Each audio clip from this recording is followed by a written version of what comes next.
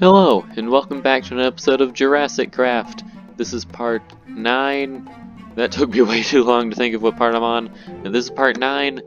Last time, we did a lot of things. Hold on, what is going on with my screen? Why is it like so smooth? There we go. Okay, I just pressed some weird button. And the last time, we did a lot of stuff, and off camera, I did a lot more stuff. I think I'm going to start this episode off by going through everything I did off camera. So first thing, this machine back here has gotten a little bit more complicated. So if we just head down into here instead of just having a chest here, now we have a system that sorts out all of the discs, because I get like 10 million of the discs and they don't stack. It sorts them out. I have to activate the clock just by doing that.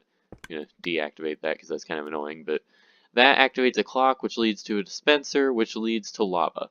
So yeah, then we have a few more chests down here. I use these pipe things to save on iron because I currently have 1 iron to get left. So yeah, I'm gonna need to go mining again soon. But that doesn't really matter because I don't really need iron for at least like 2 minutes, because look how many fossils I am getting from this thing. Like, I've separated out these, or the plant fossils and the twig fossils, which I have an even more ridiculous amount of. But all of my other fossils combined, I still have a huge amount, which means I might not even need this machine anymore, which you'll see why in just a minute. Now, if I head outside, next thing I did is I was having some trouble with mobs and monsters and things while I was messing around with that machine. So I just lit up everything. We now have a very, very large space, completely, completely covered in torches. Nowhere can mobs spawn. We're finally safe. Yeah. And one really annoying thing that happened is this tree actually ended up burning down because some kind of monster that can shoot fire in the overworld, that sounds incredibly dangerous, but apparently that's something that exists. It burned down the original tree, so I tried growing another tree, but some of the leaves that were there, like from the last tree, didn't decay, so then I had to tear down both of those trees. Then I grew another tree, but it was like tiny, so I tore down that tree, and then I grew this one. So that took a few extra minutes. Now I'm going to take a quick break from looking around at all the stuff that I've done. Next we'll be looking at the Velociraptor cage that we'll probably be releasing the Velociraptors into today. Let's see how these guys are doing. The female, 91 days old. I do not remember being... that's the same one. I do not remember being on the server for 91 days, but yeah, apparently they are. Oh yeah, I left the thing on overnight. That's probably why. But yeah, they seem to be aging perfectly fine. So, now, I said we'd be checking out the Velociraptor cage, and to do that, I'm actually going to use this little area right here. Now, I made a lot of changes to the Velociraptor cage, at least in terms of appearance, and I added 2 things, specifically the entrance and stuff like that, but I also added a few extra tunnels. So, as you can see, we can run down this tunnel. This leads all the way down to the feeding chambers, and then we have I'm going to do a reveal of the area by going up into the observation area. As you can see, it's changed quite a bit. I've added in all the trees, I've added in all of the grass and stuff, made it all look really nice, and I also added in a couple other things. I guess first I'll go this way and up this ladder, because up here is the kind of like main entrance. We've got this little white marble building here. It doesn't look the greatest on the side of this thing, but it looks okay. Something else I also forgot to mention, I completely scrapped the idea of having a walkway along the top of the area, because I figured it'd look a lot nicer to have those little things go over. Yeah, anyways, I have this nice little white building here. This is where I'll store all the food and things and any other stuff that I want to store. I'll also have the names of the first 2 Velociraptors whenever we do that. Then we go in here, and this is just a closer look at the cage. Now, something else that I added that took me like 20 minutes to actually get to work is this thing. This is the emergency release door. It's a 3x3 piston door. Since it's 1.10, I didn't have observers, so it's a little bit bulkier than I originally wanted it to be, but we do have a way of opening that from like the down area. if we just go through these maintenance tunnels, then we can come into here, and we have the emergency release lever, which, if you can hear, it opens up the door, and then just doing that closes the door. So yeah, that is basically everything I believe that we did off camera. So now, we just have one thing left to do. I should probably make sure the door actually closed. Yes it did. And now, we just have one thing left that we need to do. And that is, go get the eggs and put them in. And that actually reminds me, there's one more thing I did do off camera, and that is, make a lot of hatched eggs. Because we have every single type of DNA now, so I figured, you know what, I've got time, I'm just waiting around for things, might as well get some of these eggs made and hatched. So now, not only do we have the Velociraptor and the Musaurus, I'm never going to pronounce that right, we also have the Tyrannosaurus egg, the Triceratops egg, the Dilophosaurus egg, the Brachiosaurus egg, and the Parasaurolophus. There we go. Now we're going to be taking the Velociraptor eggs, and I believe I have one of each gender for each of those. I may have messed that up on a couple of them, but we should be fine. So now, it is finally time to head on into here. Hold on, I need to actually go get some food. We should probably put food into the feeders first. That would be smart. Just quickly toss 32 into... Wait, what? Okay, there we go. Let's just quickly toss 32 into each feeder. Make sure I didn't accidentally leave the door open. Okay, we're good. Now let's head into here. If I can go through the door without walking into it, please. There we go. And now, let's see, where should I put this? I guess it doesn't really matter. Let's put them here. And here. Okay, we have our two Velociraptors. Also, I don't know what that red bar was on the top of the screen. It is really hard to catch up to these. Okay, so, got engine field guide. This is the male. Age 0, thirst 0, hunger, health. I know they have food, so it's not worryable. Tamed. What is that? I'm gonna guess that means that it doesn't want to hurt me. So that's good. That should not be an issue. So then, where did the other one run off to? The female. I believe they look slightly different. And I really hope that they get a lot bigger because I may have made this cage a little too big. I literally can't find either of them. But I hear them every once in a while, and it's kind of creepy. If there's one thing I did well, it's make this creepy. Oh, okay, there's the female, alright. And also tamed crepuscular insectivorous carnivore. Okay, so does that mean that I can also feed them off insects? Because if so, that's kind of weird. Small theropod dinosaur that lived in East Asia during the late Cretaceous and opportunist. Okay. Okay, it says they're... Yep, I was right. They are climbers and escape artists and things. They can leap up to 4 meters vertically. I'm assuming that means once they are, like, fully grown. But I have this little lip here, and the shortest distance, assuming they jumped from here without the lip, would be 1, 2, 3, 4, 5. So that means they shouldn't be able to escape, hopefully. Unless, hold on, they get onto this tree, then if they can jump 4 meters high, they can get onto there, and then onto there. I'm gonna break that leaf, just in case. And I should probably make sure there's nothing else around like that. I don't think so. I think it was just that one case. So, I think we're good. So now we just need to wait for these guys to grow up. Then we will have our fully grown Velociraptors. Again, I really hope that they're based more on the ones from the movie instead of real life ones, because if they're like super small, then that'd be kind of boring. But yeah, there we go. We now have our Velociraptor cage. So now I need to think of what we're doing next. I guess the most logical thing to do next would be to start working on the next dinosaur cage, or at least pick out the next dinosaur to start working on. And if I wanted to do a vegetarian dinosaur, I could do that now, because we do have all those trees. And I have like 30 different saplings for the trees, so that's not going to be an issue to grow like a forest of them. And I'm trying to decide. I could do, not the Tyrannosaurus, I'm not going to do that for at least a couple more episodes.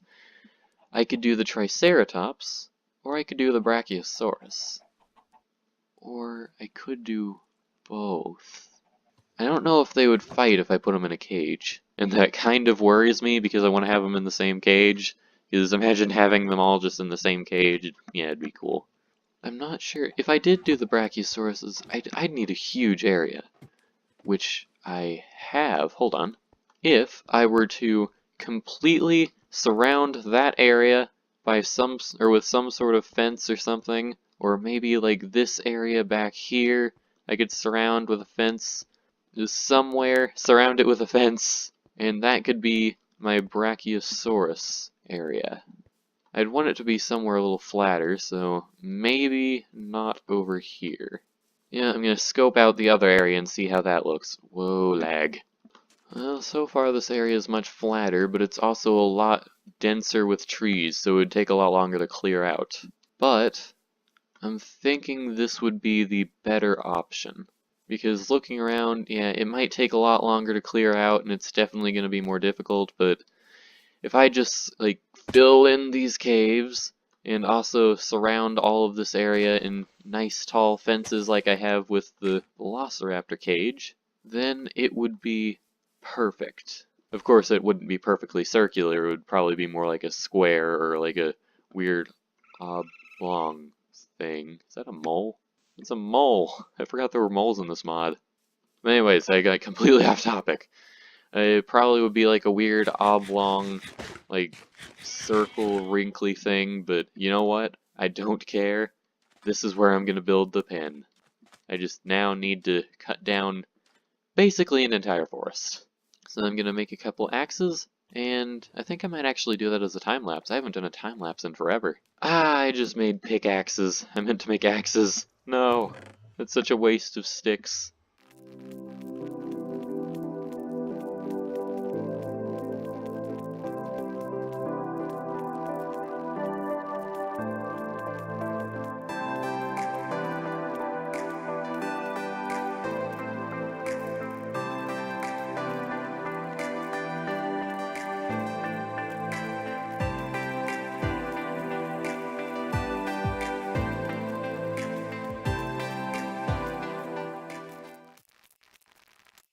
Okay, this is how far I was able to get with 5 axes in like 10 minutes.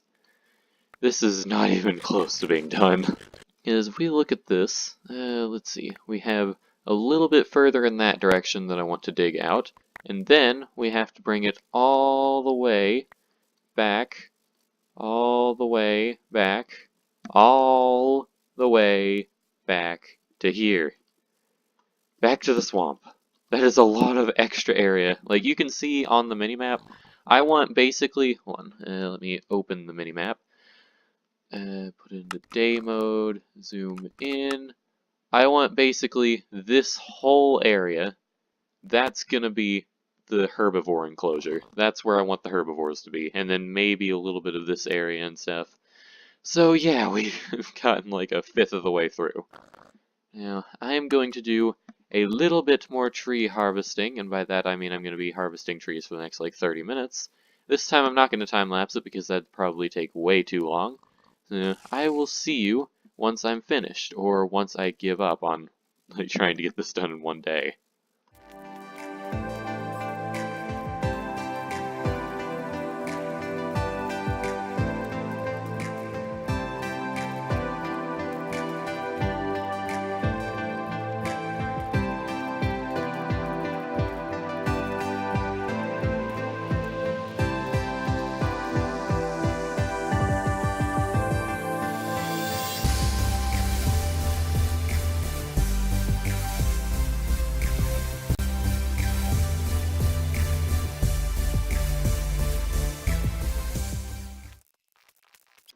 Alright, quick update. As you can see on the minimap, we're halfway there. We've only got that area to dig out left. Then we'll be done digging out and we can start putting up the walls or whatever we'll end up doing. So we're getting closer.